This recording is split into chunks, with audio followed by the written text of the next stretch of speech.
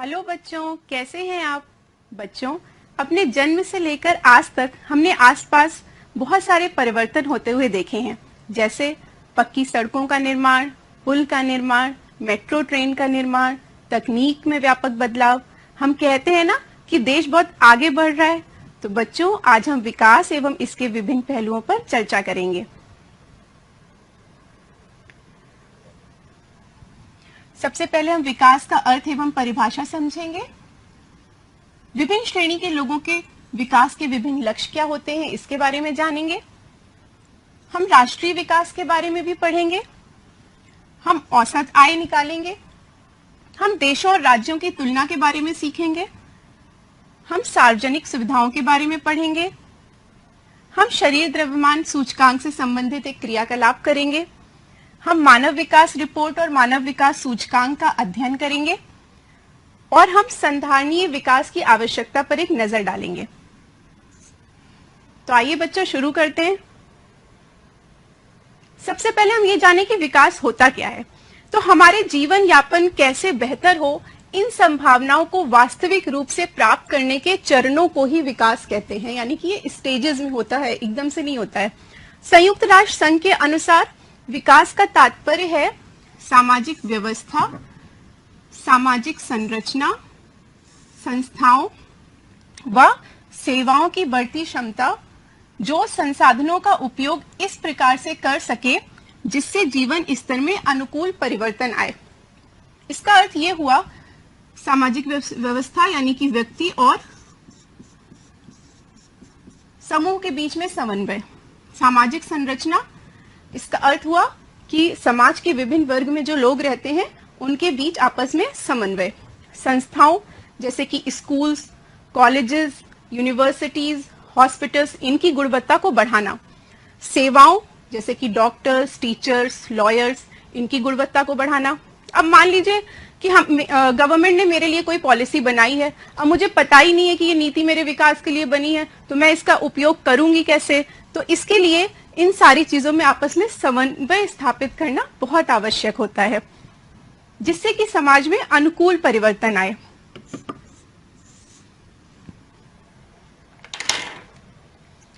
आइए अब हम देखते हैं कि विभिन्न श्रेणी के लोगों के विकास के क्या लक्ष्य होते हैं। अगर हम भूमिहीन ग्रामीण मजदूर की बात करें तो भूमिहीन ग्रामीण मजदूर को क्या चाहिए होगा? वो चाहता होगा कि उसको काम करने के अधिक दिन मिले, उसको बेहतर मजदूरी मिले, उसके बच्चे स्थानीय स्कूल में पढ़ें। पंजाब का समृद्ध किसान क्या चाहता होगा? पंजाब का समृद्ध किसान चाहता होगा कि उसको अपनी फसल के लिए ज्यादा समर्थन मूल्य मिले। अब न्यूनतम समर्थन मूल्य क्या होता है? सरकार तय करती है कि इससे कम मूल्य पर मंडी में किसान से कोई भी फसल नहीं खरीद सकता। जैसे मान लीजिए गन्ने की न्यूनतम समर्थन मूल्य सरकार ने निर्धारित कर दी 2000 रुपए प्रति क्विंटल। इसका मतलब अगर मुझे मंडी में किसान से ये फसल खरीदनी है तो मैं इससे कम रुपए में नहीं खरीद सकती हूँ। इससे क्या फायदा होगा बच्चों? इससे किसान निश्चिंत हो जाएगा कि भले ही उसकी पैदावार कैसी भी हो, उसको अपनी फसल का न्यूनतम समर्थन मूल्य सरकार द्वारा निर्धारित जो किया गया है वो मिलेगा। अब जो किसान खेती के लिए केवल वर्षा पर निर्भर है, तो जाहिर सी बात है वो शायद चाहेगा कि मानसून का आगमन जो है वो समय से हो। उसको वैकल्पिक साधन भी चाहिए हो सकते हैं सिंचाई के। भूस्वामी परिवार की ग्रामीण महिला वो चाहती होगी कि वो अधिक समृद्ध हो, जिससे कि उसकी समाज में उसकी जो भूस्वामी परिवार की एक ग्रामीण महिला वह चाहती होगी कि उसकी समृद्धि बढ़े, जिससे समाज में उसका सम्मान बढ़े। शहरी बेरोजगार युवक चाहता होगा कि उसको रोजगार मिले। अमीर परिवार का लड़का शायद विदेश में पढ़ाई करने जाना चाहता होगा।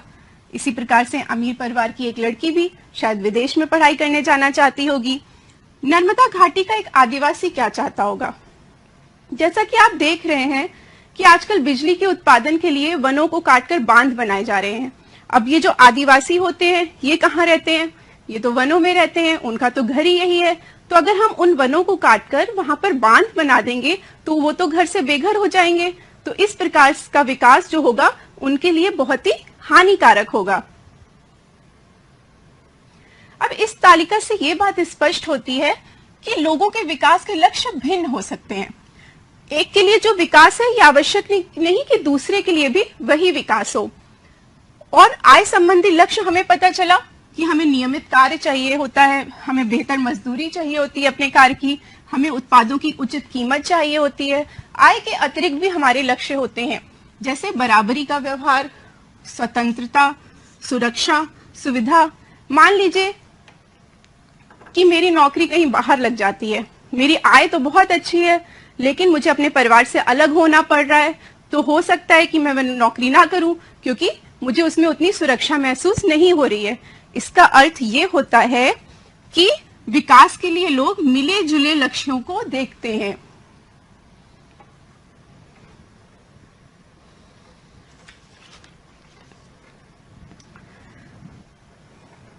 अब जरा सोचिए कि व्यक्ति के विकास के क्या लक्ष्य होते हैं। व्यक्ति के विकास के लक्ष्य हो सकते हैं कि उसका स्वास्थ्य अच्छा रहे, उसे शिक्षा के अच्छे अवसर मिलें, सभी सुविधाएं मिलें। आपके क्षेत्र में विकास के क्या लक्ष्य होते हैं? आप चाहते होंगे कि हम आपके क्षेत्र में प्लेग्राउंड हो, पार्क हो, अच्छी सड़कें हो। आपके देश के विकास के क्या लक्ष्य होते हैं? आप चाहते होंगे कि आपके देश में सबको बराबरी का अधिकार मिले, सबको खाद्यान्न मिले, सबको शिक्षा और स्वास्थ्य के मौलिक अधिकार मिले। तो आइए अब एक तालिका देखते हैं। तो आइए अब एक चित्र देखते हैं। दाहिनी ओर दिए गए इस चित्र को देखिए। इस प्रकार के क्षेत्र के विकासात्मक लक्ष्य क्या होने चाहिए? ये आप देख रहे हैं एक बहुत बड़ी सी बहुमंजिला इमारत है और इसके पास झुग्गी झोपड़ियां हैं। अब आपको क्या लगता है इस प्रकार के क्षेत्र के विकासात्मक लक्ष्य क्या होने चाहिए? पहले तो आप ये सोचिए कि जो लोग इस बहुमंजिला इमारत में रहते हैं और जो लोग इस झुग्गी झोपड़ी में रहते हैं, क्या उन दोनों का सामाजिक स्तर बराबर होगा? बताइए, शायद नहीं। जो सुविधाएं इन लोगों को मिल रही हैं, क्या वही सुविधाएं इन लोगों को मिल रही हैं? नहीं मिल रही हैं। यानी कि इनको प्रॉपर हेल्थ और सैनिटेशन की जो मौलिक सुविधाएं हैं वो नहीं मिल रही हैं। तो इस प्रकार के क्षेत्र के विकासात्मक लक्ष्य ये होना चाहिए कि इस क्षेत्र का समेकित विकास होना चाहिए, सभी वर्गों को का समान विकास होना चाहिए। इसी तरह से एक अखबार की रिपोर्ट दी गई है, बड़ी इंटरेस्टिंग सी खबर है। एक जहाज ने 500 टन तरल जहरीला अवशेष जो था, कूड़ा था किसी इंडस्ट्री का, वो एक शहर के खुले कूड़े घर और आसपास के समुद्र में डाल दिया। अब ये कहाँ की घटना है? ये अफ्रीका देश के आइवरी कोस्ट में अबिजान शहर में हुआ। इन खतरनाक जहरीले अवशेषों से निकलने वाले धुएं से लोगों को एलर्जी हो गई। इसमें कुछ लोग मर गए, कुछ अस्पताल में भर्ती हो गए, कुछ में जहर फैल गया। अब ये जो ठेका था ये दिया किसने था और किसको दिया था? तो पेट्रोल और धातुओं से संबंधित एक बहुराष्ट्रीय कंपनी ने आइवरी कोस्ट की एक स्थानीय कंपनी को अपने जहाज से जहरीले पदार्थ फेंकने का ठेका दिया था। अब आप बताइए कि इससे किन लोगों को लाभ हुआ और किन को नहीं? जाहिर सी बात है, जिस कंपनी को ठेका मिला उसको लाभ हुआ क्योंकि उसके बदले उसको पैसे मिले। और किन को नहीं लाभ हुआ? तो जाहिर सी बात है, जो वहां की जनता थी जिसको एलर्जी हो गई उससे भयंकर, और कई लोगों की तो जान भी चली गई, उससे उनको नुकसान हुआ। तो इस देश के विकास के लक्ष्य क्या होने चाहिए आपके हिसाब से? इस देश के विकास के ये लक्ष्य होना चाहिए कि यहाँ पर औद्योगिक कचरे का जो निस्तारण है उसकी समुचित व्यवस्था होनी चाहिए। अब आप अपने घर में अपने परिजनों के साथ चर्चा कर सकते हैं कि आपके गांव, शहर या स्थानीय इलाके के विकास के क्या लक्ष्य होने चाहिए। आप जब ये चर्चा करेंगे तो आप पाएंगे कि देश के विकास के विषय में विभिन्न लोगों की धारणाएं भिन्न या परस्पर विरोधी हो सकती हैं। अब हम बात करते हैं कि हम विभिन्न राज्यों और देशों की तुलना कैसे करते हैं। अब आप बताइए, हम व्यक्तियों की तुलना कैसे करते हैं? अगर मुझे दो व्यक्तियों में तुलना करनी होगी तो हम सामान्यतः व्यक्तियों के एक या दो महत्वपूर्ण विशेषताएं ले लेते हैं, उनके आधार पर उनकी तुलना करते हैं। अब हमें अगर देशों की तुलना करनी होती है तब हम उनकी आय को सबसे महत्वपूर्ण विशेषता मानते हैं। किसी देश की आय उस देश के सभी निवासियों की आय है। इससे हमें देश की कुल आय ज्ञात होती है। पर हर देश की जनसंख्या अलग होती है, इस वजह से यह उपयुक्त माप नहीं है। अब कुल आय की तुलना करने में हमें यह ज्ञात नहीं होता कि औसत व्यक्ति क्या कमा सकता है।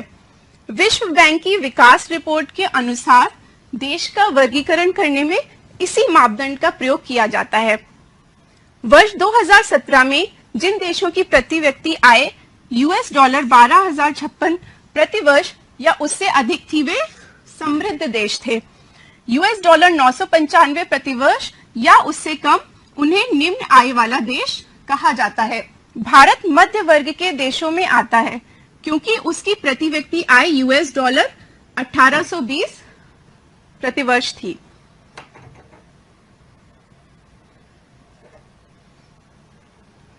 अब हमें इसके लिए यह जानना बहुत जरूरी होता है कि औसत आय होती क्या है। तो आइए देखते हैं। जब किसी देश की कुल आय को उस देश की कुल जनसंख्या से विभाजित कर दिया जाता है तब उसे प्रति व्यक्ति आय या औसत आय कहते हैं। यहाँ पर आपको दो देश दिए गए हैं, देश का और देश खा। यहाँ पर नागरिकों की मासिक आय दी है रुपए में। यहाँ पर आपकी सरलता के लिए जनसंख्या कम कर दी गई है, यहाँ मात्र 5 नागरिक हैं। तो आपको पहले तो इनकी प्रति व्यक्ति आय निकालनी है। तो आइए मेरे साथ साथ आप भी प्रैक्टिस करिए। पहले हम जो आय है उसको जोड़ देंगे।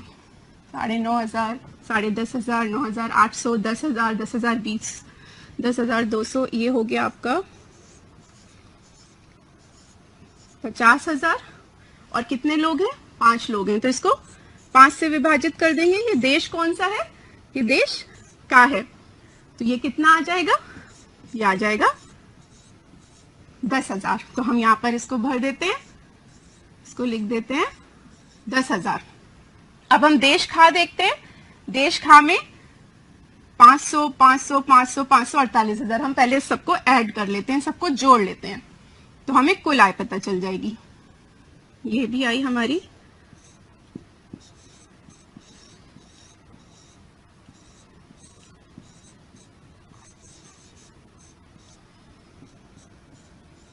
ये भी हमारी 10,000 आई है। तो हम यहां पर इसको लिख लेते हैं। आप भी मेरे साथ कैलकुलेट करिए तो आप सीखेंगे कि कैसे औसत आय निकालते हैं। और औसत निकालना आपने गणित में भी पढ़ा है, इसलिए आपके लिए बहुत आसान है। तो अब आपने देखा कि देश का में की भी औसत आय 10,000 आई। अब देश खा में भी औसत आय 10,000 आई। अब ये आपसे पूछ रहे हैं कि आप इन दोनों देशों में से किस देश में रहना पसंद करेंगे। तो आप देखिए, देश का में आप देख रहे हैं कि जो आय का वितरण है वो लगभग समान है, क्योंकि सबकी 9, 10, 9.5, 10 इस हिसाब से आय है। और देश खा में आप देख रहे हैं कि 4 व्यक्तियों की तो आय बहुत ही कम है, सिर्फ 1 व्यक्ति की आय बहुत अधिक है। तो आप इस देश में तभी रहना पसंद करेंगे कि जब आप इस देश के 5वें नागरिक होंगे। इस प्रकार से हम ये कह सकते हैं कि यद्यपि औसत आय तुलना के लिए उपयोगी है, लेकिन इससे यह पता नहीं चलता कि यह आय लोगों में किस प्रकार से वितरित है।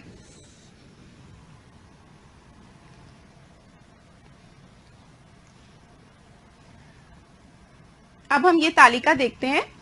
इसमें भारत के चुनिंदा राज्यों के कुछ आंकड़े दिए हुए हैं। हरियाणा, केरल और बिहार के कुछ तुलनात्मक आंकड़े। शिशु मृत्यु दर दी गई है, साक्षरता दर दी गई है और निवल उपस्थिति अनुपात दिया गया है, और यहाँ राज्यों के नाम दिए गए। तो सबसे पहले हम ये समझ लेते हैं कि शिशु मृत्यु दर क्या होती है। बहुत आसान सी बात है। किसी वर्ष में पैदा हुए 1,000 जीवित बच्चों में से 1 वर्ष की आयु से पहले मर जाने वाले बच्चों का अनुपात दिखाती है। साक्षरता दर क्या होती है? 7 वर्ष और उससे अधिक आयु के लोगों में साक्षर जनसंख्या का अनुपात, यानी कितने लोग पढ़ लिख सकते हैं। निवल उपस्थिति अनुपात क्या होता है? निवल उपस्थिति अनुपात होता है 14 तथा 15 वर्ष की आयु के स्कूल जाने वाले कुल बच्चों का उस आयु वर्ग के कुल बच्चों के साथ प्रतिशत। तो अब इस तालिका को ध्यान से देखिए, बहुत इंटरेस्टिंग एक्टिविटी है, मेरे साथ साथ करिए। मुझे बताइएगा कि शिशु मृत्यु दर कहाँ पर कितनी है। हरियाणा में 30 है, केरल में 10 है, बिहार में 35 है। तो शिशु मृत्यु दर के मामले में सबसे उच्च स्थिति में कौन सा राज्य है? अच्छा बताइए, शिशु मृत्यु दर अधिक होनी चाहिए कि कम होनी चाहिए? जी हाँ, शिशु मृत्यु दर कम होनी चाहिए। तो इस हिसाब से केरल हो गया पहले नंबर पे, और हरियाणा हो गया दूसरे नंबर पे, और बिहार हो गया तीसरे नंबर पे। इसके बाद साक्षरता दर की अगर बात करें तो आपका केरल हो गया पहले नंबर पे, क्योंकि यहाँ 94% है। फिर आपका कौन सा राज्य है, देखिए, जी हाँ बिल्कुल सही, हरियाणा, और तीसरे नंबर पे बिहार। इसी प्रकार से निवल उपस्थिति अनुपात देखिए, ये भी अधिक होना चाहिए। इससे पता चलता है कि उस आयु वर्ग के कितने बच्चे स्कूल जा रहे हैं। इसमें सबसे अच्छी स्थिति में कौन सा राज्य है, देखिए आप लोग, जी हाँ केरल है, फिर उसके बाद हरियाणा है, और उसके बाद बिहार है। इस तालिका के हिसाब से पहली पोजीशन पे कौन आ रहा है, इस तालिका के हिसाब से केरल आ रहा है पहली पोजीशन पे, क्योंकि वो शिशु मृत्यु दर वहां पर कम है, साक्षरता दर बहुत अच्छी है वहां की, और वहां का निवल उपस्थिति अनुपात भी अच्छा है। तो अब आप इस तालिका को देखिए, इस हिसाब से केरल की औसत आय कितनी होनी चाहिए थी, इस हिसाब से तो केरल की औसत आयु सबसे अधिक होनी चाहिए थी। तो इस हिसाब से केरल की औसत आय सबसे अधिक होनी चाहिए थी। और यहाँ पर आप क्या देख पा रहे हैं, यहाँ पर औसत आय किसकी सबसे अधिक है, हरियाणा की सबसे अधिक है। अब आप बताइए और सोचिए कि ऐसा क्यों है कि हरियाणा में औसत व्यक्ति की आय केरल के औसत व्यक्ति की आय से अधिक है, लेकिन इन महत्वपूर्ण क्षेत्रों में वह केरल से पीछे है। इसका कारण यह है कि आवश्यक नहीं कि जेब में रखा हुआ रुपया वो सब वस्तुएं और सेवाएं खरीद सके जिनसे आप एक बेहतर जीवन जी सकते हैं। और इससे हमें यह भी पता चलता है कि इन वस्तुओं और सेवाओं को सामूहिक रूप से उपलब्ध कराना बहुत आवश्यक है। हम निश्चित रूप से ये कह सकते हैं कि केरल में स्वास्थ्य और शिक्षा की मौलिक सुविधाएं, सार्वजनिक वितरण प्रणाली यानी जो उचित दर की राशन की दुकानें होती हैं, और पोषण की जो व्यवस्था होती है, जैसे कि मिड डे मील योजना हमारे विद्यालयों में चलती है, ये सारी जो स्थितियां हैं वे केरल में हरियाणा और बिहार राज्य की तुलना में बहुत अच्छी होंगी। बच्चों, अब हम एक बहुत इंटरेस्टिंग एक्टिविटी करेंगे। ये एक्टिविटी क्या है, शरीर द्रव्यमान सूचकांक, बॉडी मास इंडेक्स हम निकालेंगे। पहले जान लेते हैं कि शरीर द्रव्यमान सूचकांक होता क्या है। ये बताता है कि किसी व्यक्ति के भार और ऊंचाई का अनुपात ठीक है या नहीं। इससे ये भी पता चलता है कि हम उचित प्रकार से पोषित हैं या नहीं। अब हम इसके लिए करते क्या हैं, अपना भार ले लेते हैं किलोग्राम में। मान लीजिए कि मेरा वजन 75 किलो है, सिर्फ मान रहे हैं आप, ऐसा है नहीं। और मैं अपनी लंबाई ले लूंगी मीटर में, उसका स्क्वायर निकालना है, तो इसका मतलब हो गया 75। आप लोग अब मेरे साथ साथ ये एक्टिविटी चाहें तो कर सकते हैं।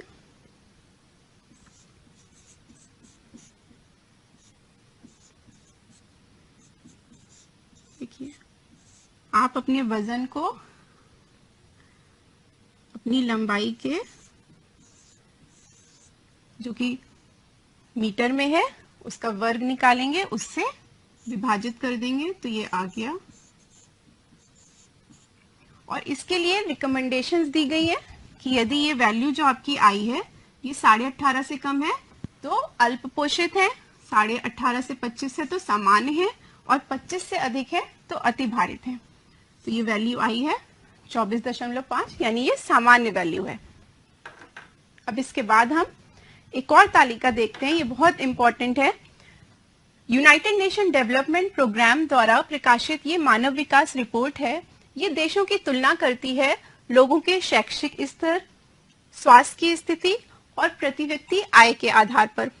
मानव विकास सूचकांक एक सूचकांक है जिसका उपयोग देशों के मानव विकास के आधार को आंकने के लिए किया जाता है। हम देखते हैं इसमें क्या क्या दिया हुआ है।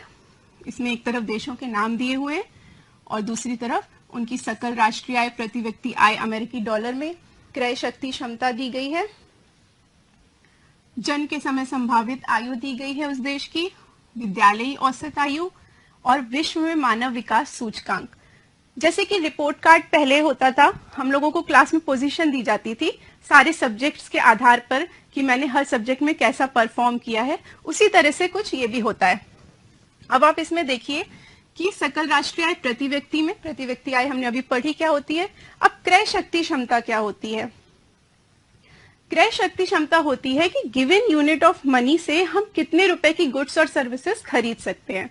मान लीजिए अगर मैं भारत में रह रही हूँ तो यहाँ पे 10,000 रुपए में, मान लीजिए मैंने 2,000 रुपए, मेरी आय 10,000 है, मैंने 2,000 रुपए टैक्स दे दिया, बचा 8,000 रुपए, तो मैं कितने रुपए की गुड्स एंड सर्विसेज खरीद सकती हूँ? 8,000 रुपए की। तो ये मेरी क्रय शक्ति हो गई। और जन्म के समय संभावित आयु, जैसा कि नाम से ही स्पष्ट है कि व्यक्ति के जन्म के समय औसत आयु की संभावना को दर्शाती है कि उस देश में वह अमुक व्यक्ति कितने वर्ष जीवित रहेगा। अब प्रति व्यक्ति आय की गणना सभी देशों के लिए डॉलर में की गई है, जिससे उसकी तुलना की जा सके।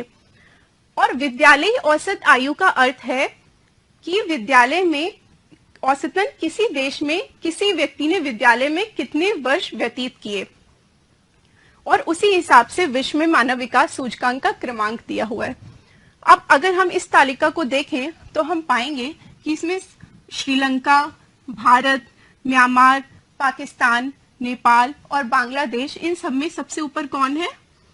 सबसे अच्छी पोजीशन, रैंक किसकी है? श्रीलंका की है।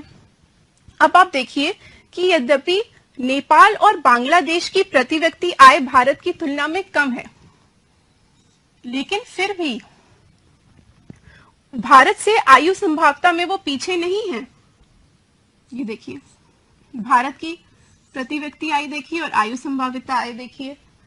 और इसके अलावा हमें और एक बात पता चलती है कि हमारे पड़ोस का एक छोटा सा देश श्रीलंका जो है, वो हर विषय में भारत से आगे है श्रीलंका। तो इसका अर्थ ये है कि हमें मानव विकास को मापने के कुछ अन्य पहलुओं पर भी विचार करना चाहिए। बच्चों, जैसा कि आपने संसाधन और विकास वाले पाठ में भी पढ़ा था, विकास की धारणीयता के बारे में, उसमें हमने विस्तार से चर्चा करी थी। तो उसका एक उदाहरण देख लेते हैं। ये एक तालिका दी गई है, ये प्राकृतिक संसाधनों के दोहन के ऊपर है। इसमें दिखाया गया है कि कच्चे तेल के अतिरिक्त भंडार कितने बैरल हैं अभी और कितने वर्ष ये चलेगी। मध्य पूर्व देशों में ये 807.7 बैरल है, ये 70 वर्ष चलने की संभावना है। इसी प्रकार से संयुक्त राज्य अमेरिका और विश्व का ये डेटा दिया हुआ है। तो अब आप इस डेटा को देख के ये बताइए कि क्या किसी देश की विकास प्रक्रिया के लिए कच्चा तेल अनिवार्य है, यानी पेट्रोल, डीजल, ये अनिवार्य है? इस विषय में बताइए मुझे। जी हाँ, बिल्कुल अनिवार्य है। हमारे जितने उद्योग धंधे हैं, हमारी जितना परिवहन है, हमारी पूरी अर्थव्यवस्था जो है वो पेट्रोल और डीजल पर टिकी हुई है। अब एक और प्रश्न वो पूछ रहे हैं कि भारत को कच्चे तेल का आयात करना पड़ता है। इस स्थिति को देखते हुए आप भारत के लिए आने वाले समय में किन समस्याओं का पूर्वानुमान करते हैं? तो एक बार फिर से इस तालिका पे नजर डालते हैं। हम देख रहे हैं कि मध्य पूर्व देशों में 70 वर्षों में तेल खत्म हो जाएगा, संयुक्त राज्य अमेरिका में तो 10.5 वर्षों में ही, और विश्व में लगभग 50 वर्ष से अधिक नहीं चलेगा। तो हम अपना जो तेल है वो सबसे ज्यादा मध्य पूर्व देशों से मंगाते हैं। तो क्या होगा कि अगर उनके यहाँ तेल खत्म हो जाएगा या तेल खत्म होने वाला होगा, तो क्या संभावना है कि वे हमें तेल किस रेट पे बेचेंगे? बहुत अधिक रेट पे देंगे। तो इस वजह से इसके लिए हमें क्या करना चाहिए? इसके लिए हमें ये चाहिए, जैसे कि हमने भूगोल में भी चर्चा करी थी, कि हमें वैकल्पिक ऊर्जा के साधनों की ओर जाना चाहिए। और इसके अतिरिक्त हमें अपने जो संसाधन हैं उनका नियोजन जो है वो बहुत ही विवेकपूर्ण ढंग से करना चाहिए। हमें अपने संसाधनों का विकास और नियोजन बहुत सोच समझकर करना होगा, जिससे कि हमारी भावी पीढ़ियां भी इन संसाधनों का प्रयोग कर सकें। तो बच्चों, इस पाठ में हमने क्या क्या पढ़ा, एक बार रिवाइज कर लेते हैं। हमने विकास का अर्थ और परिभाषा जानी, हमने विभिन्न श्रेणियों के विकास के लक्ष्य जाने, हमने राष्ट्रीय विकास, औसत आय, देशों और राज्यों की तुलना के बारे में जाना, हमने सार्वजनिक सुविधाएं, शरीर द्रव्यमान सूचकांक आदि के बारे में पढ़ा, हमने मानव विकास रिपोर्ट और मानव विकास सूचकांक का अध्ययन किया, और हमने संधारणीय विकास की आवश्यकता पर एक नजर डाली। अब आपका गृह कार्य है, ये गृह कार्य नहीं है, ये एक अच्छी सी एक्टिविटी है, इसको परेशान मत होइएगा। अपने रोजमर्रा के कार्यों की सूची बनाइए जो आप संसाधनों और पर्यावरण को बचाने के लिए कर सकते हैं, और अपने परिवार के सदस्यों का बीएमआई ज्ञात कीजिए और अपनी पुस्तक के पृष्ठ 90 और 91 पर दी गई आयु के अनुसार बीएमआई तालिका को देखिए। तो बच्चों, आशा है आपको आज की क्लास रोचक लगी होगी। अगले एपिसोड में हम फिर मिलेंगे, तब तक के लिए ऑल द बेस्ट।